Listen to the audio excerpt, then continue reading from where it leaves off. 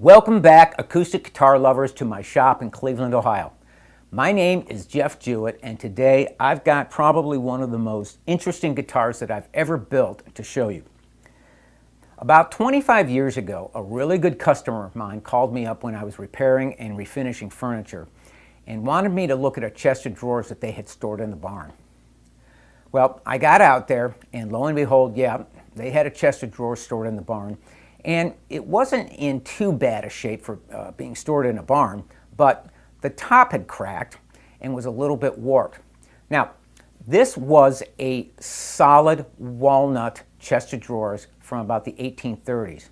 So, what we decided to do was to replace the top with some new walnut that was in better shape.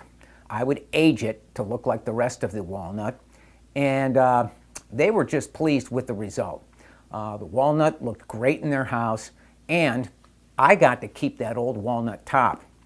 And that thing was about 3 feet long and about, I would say, a good 2 feet wide. I hung on to that top for about 20 years, and then about 5 years ago, I decided to resaw it into some guitar wood. And the result is, or one of the results is, this walnut guitar, or an OM guitar, that I built from that old walnut wood. Now, I'd never built out of walnut before, and I was a little bit scared or hesitant to use walnut, but walnut is a great acoustic guitar wood, and just recently it's found favor as a nice alternative to mahogany, rosewood, and some of the tropical species of wood. It has a sound that's very similar to mahogany, but this particular walnut is about 250 years old, and it is just gorgeous. Let me get closer and show you some of the features on this guitar. The walnut that I used for the back and the sides of this guitar are from that old tabletop. Now, the usable parts of that old tabletop weren't wide enough to make a two-piece back out of, so I had to make a three-piece back, but that's okay, because with this curly maple strip that I put between the three pieces, it adds a really, really nice touch of elegance and class to the walnut. This walnut is air dried. That's all they did way back then, from 250 or so years ago. And air dried walnut has a much deeper, richer chocolate color than kiln dried.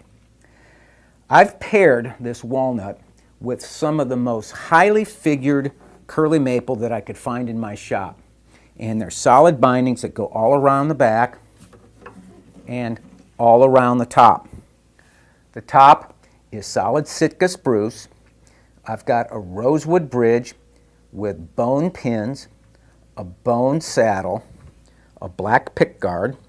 I've got an abalone, very simple design rosette, rosewood fingerboard, and the fingerboard is bound in the same curly maple that's used on the sides.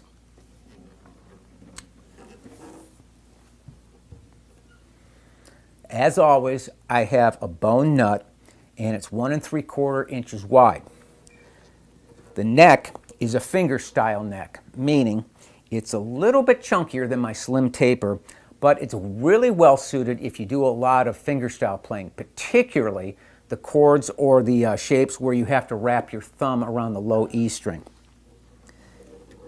I have kind of a Gibson-esque heel on this particular neck, and I've got a inlaid strip going down the entire length of the neck. Let's give this guitar a listen.